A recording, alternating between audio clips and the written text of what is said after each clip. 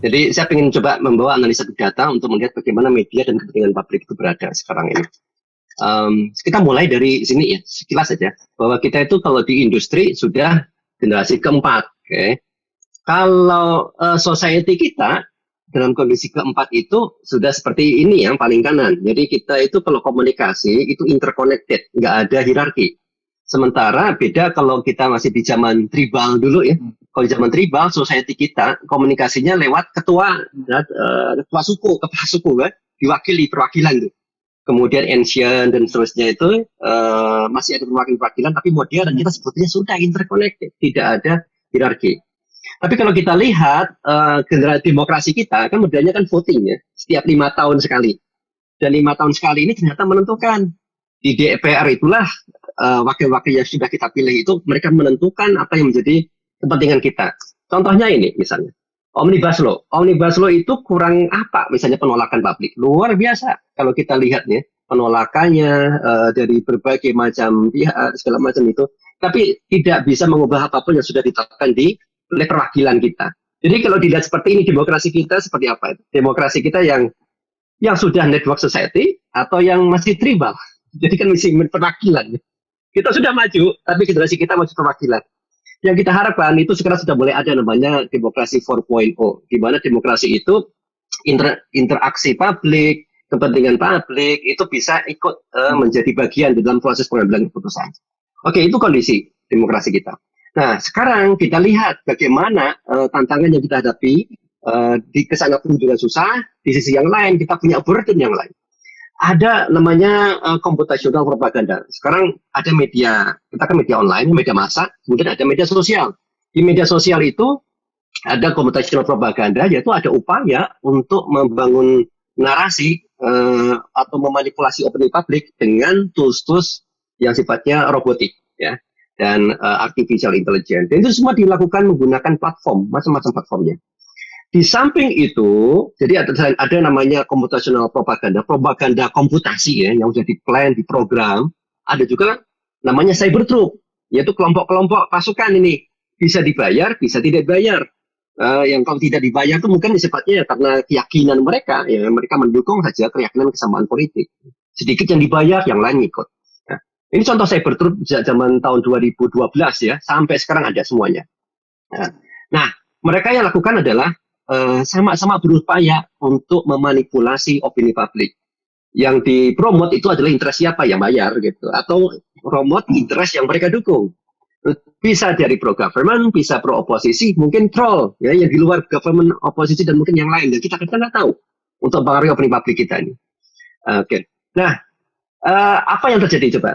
Kalau kita lihat troll-troll tadi, kemudian computational propaganda, cyber troop, sejak tahun 2014 ya, coba di sini ya. 2017 ini ada kelompok cluster, ini saya ambil bulan Januari aja dulu, Januari 1 bulan.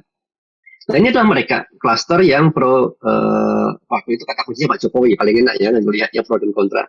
Kemudian yang lawan cuma satu ini, Trio Macan, yang paling gede. Ya ini adalah dari pasukannya PKS waktu itu, dia cukup besar secara partai. Dan Trio Macan ini sebetulnya dia itu adalah anonim dan didukung oleh robot, sama sekali robot. Jadi kalau waktu itu kita gunakan SNL langsung ketahuan bahwa sebetulnya sangat komputasi dan computational propaganda. Nah kalau di sini mungkin komputasinya ada, kemudian cyber troopnya lebih kuat. Tahun 2015 kita fast forward ya, setahun berikutnya, pro kontranya makin apa? Makin kuat. Beda kan dengan yang ini nggak imbang lah ibaratnya, itu lebih banyak pro, kontranya sedikit. Setahun berikutnya pro kontranya makin besar, jadi makin imbang lah. Setelah pilpres ya kan, setelah selesai pilpres berarti yang oposisi makin kuat tuh ya, mereka kalah kemudian makin lama makin kuat. 2016 2017, nah 2017 itu udah masuk ke mendekati pemilihan gubernur DKI ya. Pro kontranya juga makin kuat. Nah ini yang kelihatan. Jadi selalu pada saat kontestasi politik di situ kita lihat computational propaganda, cyber troop, mereka memecah belah publik ibaratnya dengan narasinya masing-masing, membentuk kelompoknya masing-masing.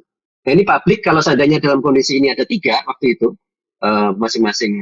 Ternyata ada 4 klasternya. Jadi klaster yang sebetulnya waktu itu belum memilih dia melihat siapa gitu. Setelah sesi satu terpilih, jelas ada 2 orang, makanya dia baru milih salah satunya. Tapi kita lihat dinamika di media sosial benar-benar bisa dipengaruhi. Narasi, opini yang muncul, dan bubble-bubble seperti ini nyebar di media sosial, nyebar di WhatsApp, nyebar di kelompok masing-masing. Sampai sekarang. Saya tuh ikutin misalnya apa yang ramai di Twitter, kemudian saya ikut di grup WA dari 2 kubu itu. Ternyata di kubu ini selalu aja yang di Twitter yang dari salah satu kubu itu yang dia baca, ya di share. Yang satunya juga sama di share. Jadi informasi ini meskipun ini terbuka, tapi ternyata enggak. Ada namanya social enclave. Enclave itu kan kayak apa? Kelompok sendiri. Kita itu dibentengin, jadi kita nggak bisa dapat informasi banyak. Ya, klaster-klaster ini, bubble-bubble ini membuat kita nggak bisa kemana-mana. Nah, yang berperan sekarang pertanyaannya media. Kalau kita lihat media sosial seperti itu, medianya seperti apa sih harusnya perannya? Nah, kita lanjut tahun 2019 ya, itu pada saat pilpres ya, pilpres, habis pilpres mau pilpres, pro kontranya seperti ini 01, 02 jelas sekali. Nah, pada saat salah satu debat ini contohnya ini paling menarik. Ada isu-isu yang dibahas, ada pro dan kontra, dan publik pun akhirnya memilih kan. Dan di antara 2 klaster-klaster itu yang ada, ternyata ada yang di tengah, ini yang menarik buat saya. Yang di tengah ini siapa? Ini saya zoom, saya gedein. Ini media, berkumpul semua di sini. Jadi ketika publik terpolarisasi, yang berada di tengah itu adalah media. Maka media menjadi juru tengah informasi. Media ini sebetulnya punya peran menjadi pilar untuk menyatukan publik yang terpencar-pencar ini sebetulnya. Nah, masalahnya, apalagi ini masalahnya lagi. Saya kembali lagi ke masalah sosial dilema tadi. Kalau kita di media sosial, ya, itu ada algoritma. Tadi Mas Abdurrahman nyinggung juga kan soal algoritma. Apakah ada kerjasama kayak apa segala macam. Ini murni sebetulnya sifatnya komersial. Jadi baik di Twitter, Facebook, Instagram, mereka punya algoritma. Yang algoritma itu membuat seperti ini. Informasi yang salah itu jauh lebih mudah diambil dibanding dengan informasi yang benar. Informasi yang salah itu sifatnya kontroversial, menarik, membuat orang suka berkelahi, membuat orang suka saling serang. Dan makanya itu menarik. Dan informasi yang benar itu kering. Good news is not news, ya. Bad news is news. Ini sepertinya seperti itu. Di media sosial juga sama.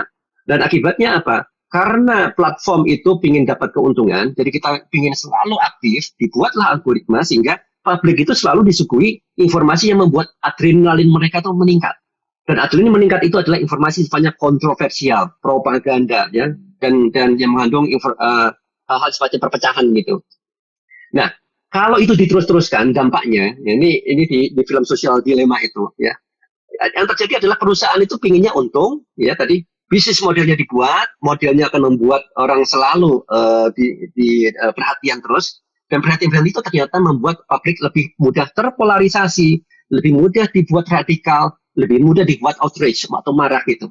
Dan kalian kalau terus menerus terjadi checkmate, jadi humanity beratnya itu perang. Ya, ini kalau bilang itu adalah bisa berbahaya buat kemanusiaan, bisa perang bintang, perang sipil gitu.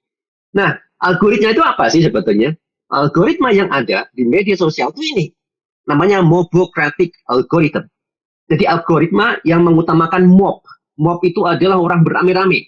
Jadi yang mengoptimalisasi adanya engagement. Engagementnya dalam bentuk apa? Ada 2. Yang pertama, orang suka nge-like. Jadi itu satu engagement. Ketika ada sebuah postingan, algoritma akan ngasih ke kita back to di Twitter, Facebook, Instagram, YouTube supaya apa? Kita nge-like. Jadi kalau kita sukanya nge-like, kita akan dikasih konten yang kita like. Jadi kita nggak akan dikasih konten yang tidak kita sukai. Akibatnya apa? Narasi kita itu hanya satu sisi aja, hanya satu kita sukai saja. Jadi kita nggak bisa melihat narasi dari sisi yang lain. Nah, ada jenis makhluk yang lain nih, manusia. Ada jenis makhluk manusia itu yang dia nggak suka nge-like, tapi dia sukanya flame war. Dia sukanya trolling, dia sukanya berdebat, sukanya diskusi. Nah, buat orang-orang seperti ini, dia kasihlah konten-konten yang kontroversi. Konten yang membuat dia tuh selalu serang. Jadi konten-konten dari grup sebelah itu, dia selalu hadir ke dia di timeline. Sehingga dia langsung berdebat terus. Nah, ini yang menyebabkan apa? Makin lama makin terpecah publik itu. Nah, ini sudah dilihat. Silakan dibaca itu. Tanggal 11 Maret, ini baru saat kemarin, itu Facebook. Dia ngakuin sendiri. Nah, ini yang membuat algoritmanya itu. Jadi ada namanya, kayak ada QAnon, anti-vax, dan seterusnya itu sudah ada. Tetapi begitu masuk di media sosial, oleh artificial intelligence itu dibuat jauh lebih mudah menyebar. Seperti kanker itu cepat sekali. Dengan algoritma tadi, yang tadinya dia hanya terkumpul di satu orang saja, ternyata di kelompok sana ada orang yang mungkin suka konten ini, langsung algoritma membawa konten itu ke sana. Jadi kira-kira seperti ini yang terjadi. Jadi AI membuat hal yang bagus sehingga kita mendapatkan konten yang kita cocokin. Tetapi AI juga membantu penyebaran informasi disinformasi ini luar biasa.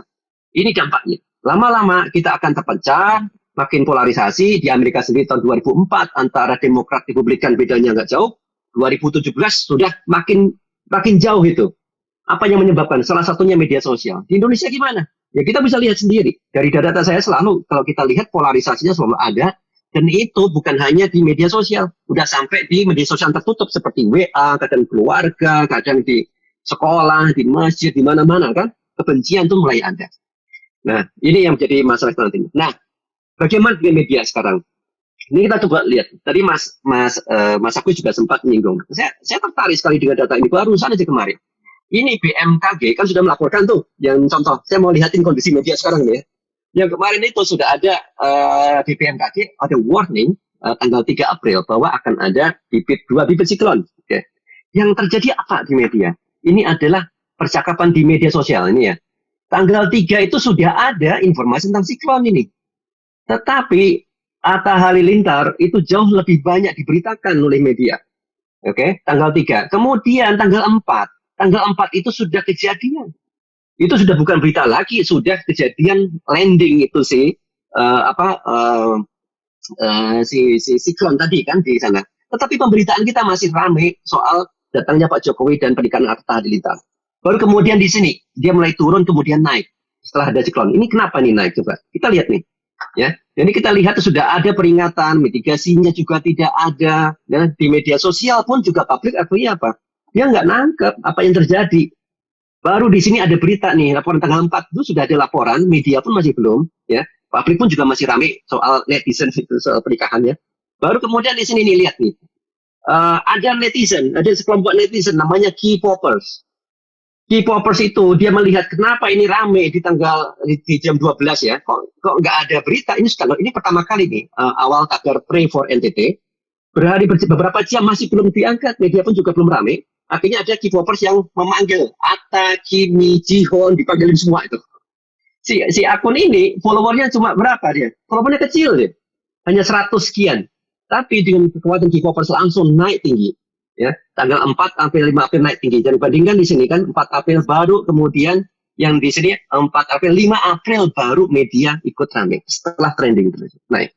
Nah, di sini kita bisa lihat kan bahwa media pun kadang-kadang dia itu terbawa oleh sesuatu yang lagi rame oleh netizen, entah itu televisi atau kepentingan apa lagi gitu ya, sehingga kepentingan yang sangat penting dari publik itu bisa tertutup. Ini di sisi yang lain. Ini Mas Agus tadi menceritakan dengan sudah sangat bagus lewat cerita ya, saya jadi kebayang ya masalahnya berat itu kadang-kadang jadi media itu kadang-kadang dilema kan mau ngambil posisi yang mana pemberitaan itu. Nah sebagai contoh ini kan. Jadi ini adalah bagaimana media sosial itu bisa lama-lama itu bisa menjadi sumber yang lebih didengar oleh publik daripada media massa itu sendiri. Jadi ini adalah avatar. Saya membuktikan aja bahwa ini benar-benar kebanyakan itu wajah-wajah avatar K-popers itu yang mengaktifkan. Oke, jadi sebagai penutup ini sebulannya saja bahwa kita sudah di generasi masa sebetulnya interconnected, tetapi demokrasi kita itu udah masih kayak tribal gitu, ya. Dan media sosial kita sering dipengaruhi oleh computational propaganda. Banyak isu-isu misalnya soal KPK, soal isu-isu Omnibus Law dan yang lain-lain itu. Kita nggak tahu di sana siapa yang mengangkat tagar-tagar itu. Dan ini media pun akhirnya memberitakan juga. Ya. Dan banyak hal-hal yang lain akhirnya karena itu viral, tertutup kepentingan publik yang lain yang tidak viral. Nah disinilah media sebetulnya punya peran menjadi juru tengah informasi. Tapi masalahnya media itu sekarang lagi terpuruk nih ya, terpuruk sama media sosial. Akhirnya ikut-ikut media sosial. Dan kalau ikut-ikut media sosial, ada pengaruh besar, dampak besar adalah computational propaganda. Bahwa narasi di media sosial itu bisa jadi tidak akurat, tidak yang sebenarnya. Tapi ada yang menggerakkan. Artinya apa? Narasi media pun bisa diatur melalui media sosial. Nah, makanya ini kualitas jurnalistik bisa akan turun dan dampaknya juga lagi berikutnya pembelaan pada kepentingan publik akan turun. Nah, bagaimana yang seharusnya? Seharusnya adalah seperti yang dibilang Mas Agus tadi di sebelum saya. Kira-kira demikian. Terima kasih. Assalamualaikum warahmatullahi wabarakatuh.